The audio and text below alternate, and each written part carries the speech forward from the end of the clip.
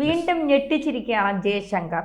ഐക്യരാഷ്ട്രസഭയിലെ ജയശങ്കറിന്റെ പ്രസംഗം എന്ന് പറയുന്നത് ലോകരാജ്യങ്ങളടക്കം ഇങ്ങനെ കാത് കൂർപ്പിച്ച് കേൾക്കേണ്ട ഒരു പ്രസംഗം തന്നെയാണ്. പലപ്പോഴും ജയശങ്കർ പറയുന്ന നിലപാടുകൾ, പറയുന്ന വാക്കുകൾ, ഇതൊക്കെ ലോകരാജ്യങ്ങൾ ശ്രദ്ധിക്കപ്പെടുന്ന ഒന്നാണ്. ഇവിടെ എന്താണ് ജയശങ്കർ ഐക്യരാഷ്ട്രസഭയിൽ പറഞ്ഞത്?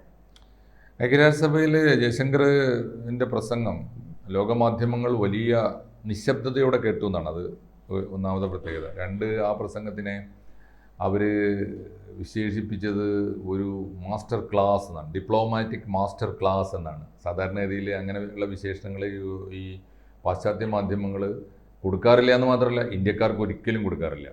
ഇന്ത്യക്കാർക്ക് അത്തരം വിശേഷണങ്ങൾ കൊടുക്കാൻ അവർ മടിച്ചേ കൊടുക്കുകയുള്ളൂ. പക്ഷേ ഈ കഴിഞ്ഞ ദിവസം അദ്ദേഹം UN നടത്തിയ പ്രസംഗത്തെക്കുറിച്ച് ഡിപ്ലോമാറ്റിക് മാസ്റ്റർ ക്ലാസ് എന്നാണ്. ഡിപ്ലോമസിയെ കണ്ടുപഠിക്കാൻ, ഡിപ്ലോമസി കേട്ടുപഠിക്കാൻ, ആഗോള നയതന്ത്രം പഠിക്കാൻ നിങ്ങൾ ഈ പ്രസംഗം കേൾക്കണം എന്ന് സജസ്റ്റ് ചെയ്യാണ് പലരും ചെയ്തിട്ടുള്ളത്. അദ്ദേഹത്തിൻ്റെ രീതി അറിയാലോ, ജയശങ്കറിൻ്റെ രീതി. അദ്ദേഹം ഒരിക്കലും പ്രകോപിതനാവില്ല, വളരെ സൗമ്യനാണ് ഇപ്പോഴും. ഒരിക്കലും പറഞ്ഞ വാക്ക് പിൻവലിക്കേണ്ടി വരാറില്ല, അത്ര അളന്നു മുറിച്ചാണ് അദ്ദേഹം പറയുക. മാത്രമല്ല, പറയുന്നതിൽ കൃത്യമായ നിലപാടുണ്ടാവും അദ്ദേഹത്തിന്. ഒരു നിലപാട് വളരെ ഉറപ്പിച്ചിട്ടാണ് പറയുക. വേറൊന്ന്, അദ്ദേഹത്തിൻ്റെ പ്രത്യേകത വളരെ സ്ട്രാറ്റജിക് ആയിരിക്കും, തന്ത്രപരമായിരിക്കും. അദ്ദേഹത്തിൻ്റെ മൗനത്തിന് പോലും നാവുണ്ട് എന്നാണ് സാധാരണഗതിയിൽ പറയുക. അത്തരത്തിലാണ്, വളരെ മനോഹരമായിരുന്നത്. അപ്പോൾ ഇവിടെ അദ്ദേഹത്തിനോട് ചോദിച്ച ഒരു ചോദ്യം, അദ്ദേഹത്തിൻ്റെ നിലപാടുകളൊക്കെ, ഇന്ത്യൻ നിലപാട് മുഴുവൻ വിശദീകരിച്ച് കഴിഞ്ഞപ്പോൾ അമേരിക്കയാണ് ഓർക്കണം. അപ്പോൾ അമേരിക്കക്കെതിരായി വന്ന ഒരു അമേരിക്കൻ പത്രപ്രവർത്തകൻ അദ്ദേഹത്തോട് ചോദിച്ചു, അപ്പോൾ നിങ്ങളുടെ വ്യാപാര ബന്ധങ്ങളിൽ ഇനി നിങ്ങൾ പാശ്ചാത്യ ലോകത്തിൻ്റെ നിർദ്ദേശങ്ങളൊന്നും സ്വീകരിക്കുകയില്ല എന്നാണോ എന്ന് ചോദിച്ചു. അപ്പോൾ അദ്ദേഹം പറഞ്ഞ ഉത്തരം, ഇന്ത്യയുടെ നിലപാട് എന്നും സ്വീകരിക്കും എന്നാണ്. എന്ന് പറഞ്ഞാൽ അതിൻ്റെ അർത്ഥം എന്ന് വെച്ചാൽ ഇന്ത്യയെ ഉപദേശിക്കാൻ ആരും വരണ്ട, വളരെ കൃത്യമാണ്. അപ്പോൾ ഇന്ത്യക്ക് അപ്പോൾ ചോദ്യം ഇതാണ്, ഇന്ത്യയെ ഉപദേശിക്കാൻ ആരും വരണ്ട, ഞങ്ങളുടെ നിലപാട് ഞങ്ങൾ എന്ത് ചെയ്യണമെന്ന് ഞങ്ങൾ തന്നെ തീരുമാനിച്ച് ഞങ്ങൾ തന്നെ നടപ്പിലാക്കിക്കൊള്ളാം, അതിന് ഞങ്ങൾക്ക് ശേഷിയുണ്ട് എന്നാണ്. അപ്പോൾ അടുത്ത ചോദ്യം അദ്ദേഹത്തിന് നേരെ വന്നത്, അതിനർത്ഥം നിങ്ങൾ ആരുടെയും ജൂനിയർ പാർട്ണർ അല്ല എന്നാണോ എന്ന് പറഞ്ഞാൽ, പണ്ട് അങ്ങനെയായിരുന്നു. പാർട്ട്ണർ എന്ന് പറഞ്ഞാൽ ഈക്വൽ പാർട്ട്ണർ അല്ല, ജൂനിയർ പാർട്ട്ണറാണ്. അപ്പോൾ എന്നും അങ്ങനെയാണ് ധാരണ. അത് ഉണ്ടാക്കി വെച്ചത് അമേരിക്കയാണ്. അമേരിക്ക ഒരാളെക്കുറിച്ച് സംസാരിക്കുകയാണെങ്കിൽ അതായത് India is our junior partner എന്നാണ് പറയുക. അപ്പോൾ അദ്ദേഹം ആവർത്തിച്ചു. അദ്ദേഹം വളരെ ക്ലാസിക് ആയിട്ടുള്ളൊരു മറുപടി അദ്ദേഹം കരുതി വെച്ചിട്ടുണ്ട് എപ്പോഴും. അത് കൃത്യമായിട്ട് അദ്ദേഹം ആവർത്തിച്ച് പറഞ്ഞു, no, we are global partner എന്ന് പറഞ്ഞാൽ ലോകത്തിലെ ഏത് രാജ്യം വന്ന് ഞങ്ങളോട് സംസാരിച്ചാലും ഞങ്ങൾ അവരുടെ ഗ്ലോബൽ പാർട്ട്ണറാണ്, ഈക്വൽ പാർട്ട്ണറാണ്, ആഗോള പങ്കാളികളാണ് ഞങ്ങൾ, അല്ലാതെ ആരുടെയെങ്കിലും ജൂനിയർ പങ്കാളിയല്ല എന്ന് പറഞ്ഞു. അപ്പോൾ അടുത്ത ചോദ്യം അതിനേക്കാൾ പ്രൊവോക്കേറ്റീവ്. അദ്ദേഹം അപ്പോൾ അതിനേക്കാൾ പ്രകോപനപരമായിട്ട് ഒരു ചോദ്യം ചോദിച്ചു, അപ്പോൾ നിങ്ങൾ ആരുടെയും നിർദ്ദേശങ്ങൾ സ്വീകരിക്കുകയില്ല എന്നാണോ? ആരുടെയെങ്കിലും നിർദ്ദേശങ്ങൾ ഇനി സ്വീകരിക്കുകയില്ല എന്നാണോ? അതിനർത്ഥം നിങ്ങൾ ആരുടെയും നേതൃത്വം സ്വീകരിക്കുകയില്ല എന്നാണോ അടുത്ത ചോദ്യം. അപ്പോൾ അദ്ദേഹം പറഞ്ഞു, വി വിൽ ലീഡ്. അതാണ്, India is ready to lead. ഞങ്ങൾ നയിക്കാൻ തയ്യാറാണ്, പിന്നെ എന്തിനാണ് ഞങ്ങൾ മറ്റൊരു നായകനെ തേടുന്നത്? ന്യായമായ ചോദ്യമാണുള്ളത്. India is ready to lead, not to follow anybody. ആരുടെയെങ്കിലും അനുയായിയായിട്ട് പിന്നാലെ പോകാനാൽ ഞങ്ങൾക്ക് നേരമില്ല. ഞങ്ങളുടെ പണി ഇനി നയിക്കലാണ്. അപ്പോൾ അടുത്ത ചോദ്യവും, അപ്പോൾ അങ്ങനെ നിങ്ങൾ ലോകത്തെ നയിക്കാൻ തുടങ്ങിയാൽ ആരാ നിങ്ങൾക്ക് ഫോളോവേഴ്സ് ഉണ്ടാവുക? അടുത്ത ചോദ്യം, നിങ്ങൾ ആരെ നയിക്കും? അത് വേണമല്ലോ, അനുയായികളില്ലാതെ നയിക്കാൻ പറ്റില്ലല്ലോ. അപ്പോൾ അദ്ദേഹത്തിൻ്റെ ആൻസർ, വളരെ മനോഹരമായിട്ടുള്ള ആൻസർ പറഞ്ഞു, ലോകം ഇത്രമേൽ ചെറുതല്ല കുട്ടി, ഇത്രമേൽ ചെറുതല്ല എന്ന് പറഞ്ഞാൽ അമേരിക്കയിൽ ഇരുന്നുകൊണ്ട് ഇവിടെ ഇതാണ് ലോകം എന്ന് വിചാരിക്കരുത്, ലോകം ഇത്രമേൽ ചെറുതല്ല.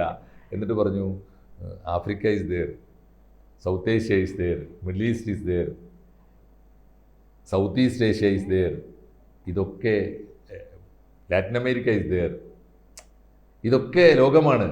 അവരൊക്കെ ഞങ്ങളുടെ മാതൃക ശരിവെക്കുന്നുണ്ട്, ഞങ്ങളെ അംഗീകരിക്കുന്നുണ്ട്, ഞങ്ങളെ ഫോളോ ചെയ്യാൻ അവർ തയ്യാറുമാണ്, അതുകൊണ്ട് ഞങ്ങളെ ലീഡ് ചെയ്യാനും തയ്യാറാണ് എന്ന് പറഞ്ഞ മനോഹരമായിട്ടുള്ള ആൻസറാണ്. അതായത് ലോകത്തിന് ഒരു പുതിയ ലോകക്രമം. അപ്പോൾ അടുത്ത ചോദ്യം ഇതാണ്, അടുത്ത ചോദ്യം എന്താണ്, ഞങ്ങൾ ഇതുവരെ കേട്ട ലോകമല്ലല്ലോ, ഒരു പുതിയ ലോകക്രമം വരികയാണോ?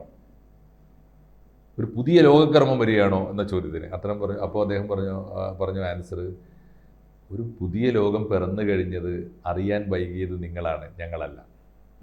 എന്ന് പറഞ്ഞാൽ അത്ഭുതകരമായ ആൻസറാണ്. കുറിക്കൊള്ളുന്ന മറുപടി. അതാണ് കൃത്യമായ മറുപടിയാണ്. പുതിയ ലോകം എന്നോ പിറന്നു കഴിഞ്ഞിട്ടുണ്ട്. അതിനൊരു കൃത്യമായ ആൻസറും കൂടി ഉണ്ട്. ആലോചിച്ച് നോക്കൂ.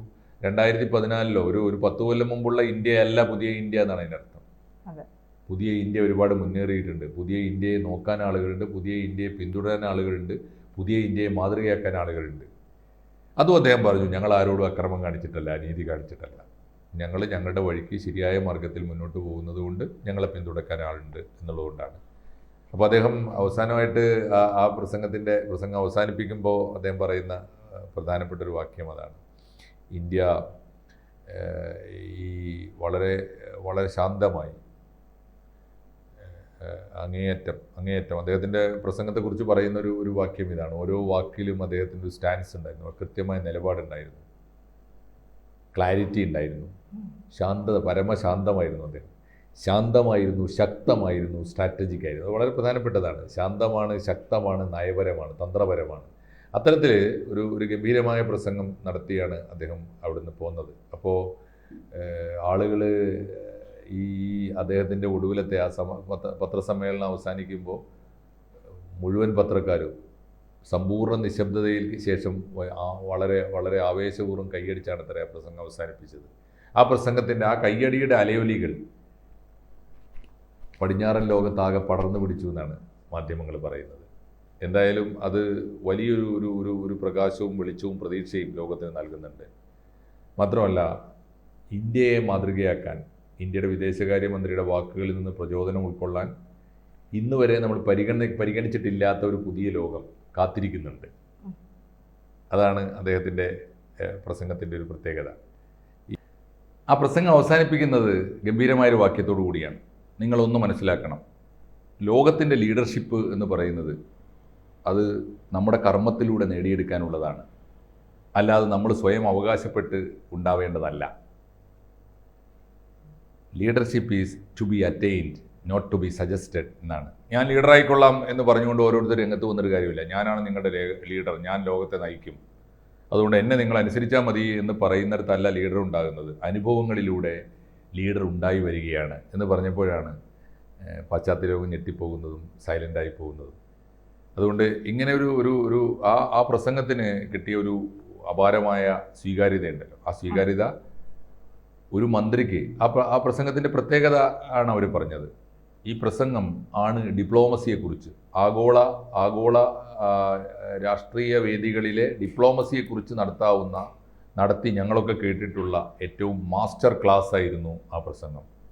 ഈ അംഗീകാരം ഇന്ത്യയുടെ വിദേശകാര്യമന്ത്രിക്ക് കിട്ടിയതല്ല, ഒരു വ്യക്തിക്ക് കിട്ടിയതല്ല, അത് ഇന്ത്യക്ക് കിട്ടിയ അംഗീകാരമാണ്. എന്ന് മാത്രമല്ല, ഇന്ത്യക്ക് കിട്ടുന്ന ഈ അംഗീകാരത്തെ താല്പര്യപൂർവ്വം കാണാൻ ഒരു മൂന്നാം ലോകം, ഒരു പുതിയ ലോകക്രമം തന്നെ ഉണ്ടായി വന്നിട്ടുണ്ട്. എന്ന് പറഞ്ഞാൽ ഒരു കാര്യം കൃത്യമാണ്, അമേരിക്ക ഉണ്ടാക്കി വെച്ച ഒരു ഏകധ്രുവ ലോകം മാറിമറിയുകയാണ്, പുതിയൊരു ലോകക്രമം വരികയാണ്.